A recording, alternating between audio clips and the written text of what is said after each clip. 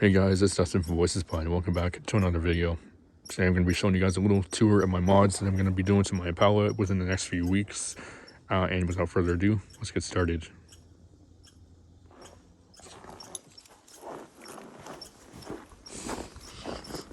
Alright, so coming into the driver's side, as you can see, I have some stuff on my seat here,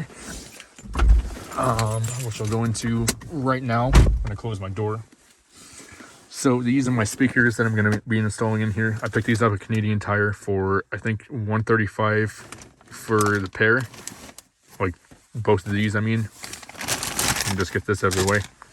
And these are the Kenwood KFC 6966S. And the Pioneer TSG1620F. These are going to go in the front. These are going to go in the back because these are the 6x9s that go obviously in the back. These are the 6.5 inch that go in the front. In these stock mounted locations, which I'm going to keep because I want to kind of make this car look stock still. And also, off topic, I want to show you guys my new key fobs that I got for my car. This is one that I got from Amazon. I'll link the key in the description. Only thing is, I'm having a hard time getting somebody to cut my key because I cannot find anywhere around me to cut it, or who, oh my god, or who are willing to cut it, because it's just too awkward, I guess. Too awkwardly shaped for anyone's machines, or they don't want to fuck the key up because it's a little bit different than the factory one, as you can see, because this one has a little stopper here which stops the key from going in the ignition too far. This one doesn't. So I'm not sure what's going to be done about that, but we'll figure it out, I guess.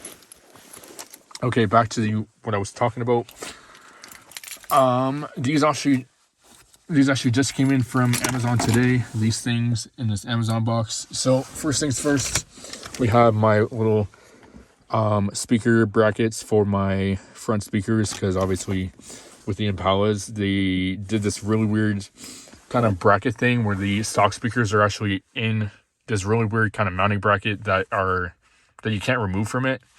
So I had to pick these aftermarket ones up from Scotia, and it says right here these are for the 2006 and up Chevy HHR and Impala 6.5 inch speakers, which are for the front, like I said.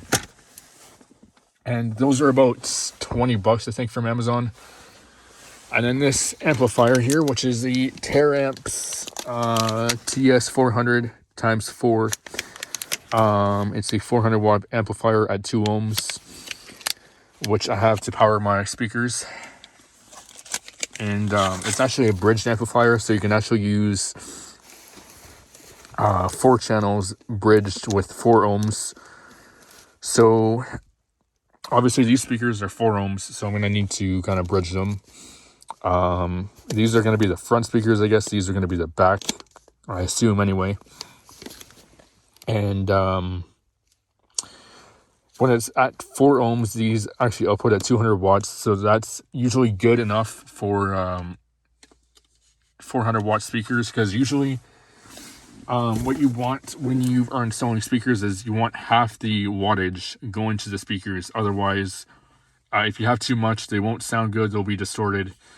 And basically, you know, they'll just sound really like shit in general. So, I did get like a mismatched kind of like wattages here. But you know, that really doesn't matter, because 200 is basically almost half of 300 and 400. So I decided to kind of like meet somewhere in the middle. These are going to be louder because it's going to be kind of like sending more current to these speakers, I guess, because like I said, they're 300 watts, and obviously half of 300 is 150, so we're getting 50 more watts than 150, so whatever. Anyway, moving this out of the way, I also have some, I'll show you guys this real quick, 100-foot 16 gauge speaker wire from Amazon Basics. This was about, I believe it was like $20 on Amazon as well. Could be wrong, but I'll correct that. in the description if I'm wrong. Also, I forgot to mention the price of this amp. This was about $120, I believe, something like that. Very cheap. And from the reviews on it, though, it seems really nice, like really high quality and stuff too.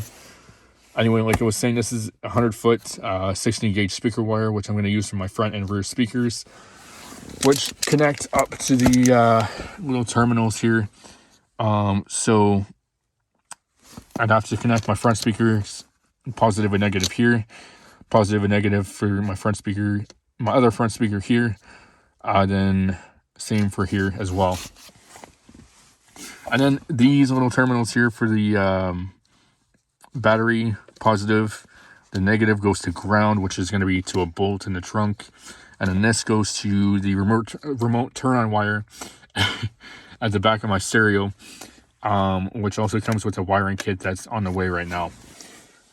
Then also in here I have another set of RCA cables that I'm going to need because my amp is 4 channels and not 2 channels.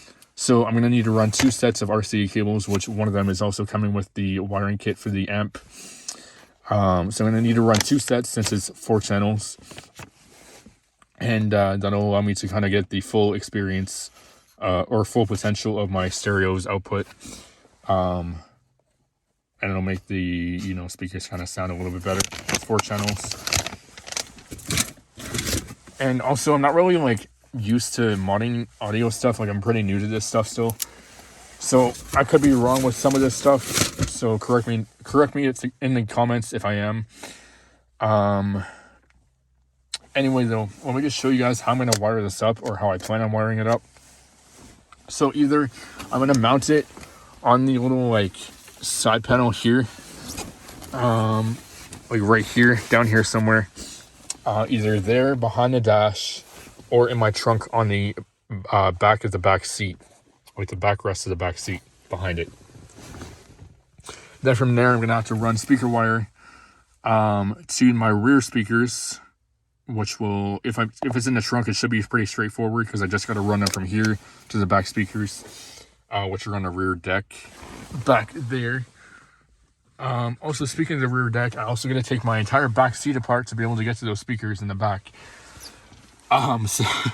So that's going to be very time consuming, but I'll pretty much manage to figure it out, I think, and should be able to get it done in a timely manner.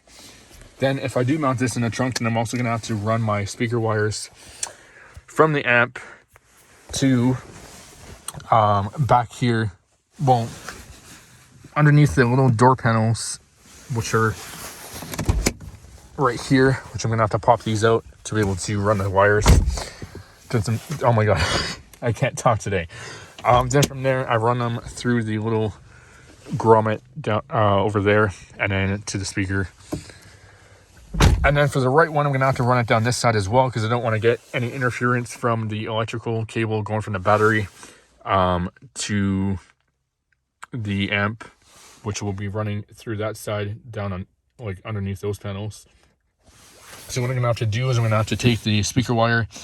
I'm going to have to run it through my dash probably, all in behind the dash, probably through my center console as well, which is pretty easy to take apart.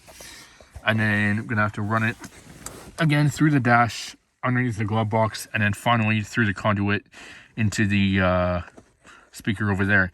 And speaking of the wiring, I do plan on leaving the stock wiring in place in case I ever want to go back to my stock stereo, which I don't think I ever will, but, just in case, because you never know. And you know what, I think that's pretty much it for the video. So yeah, thanks for watching, guys, and yeah, I'll see you guys in the next one. Peace out.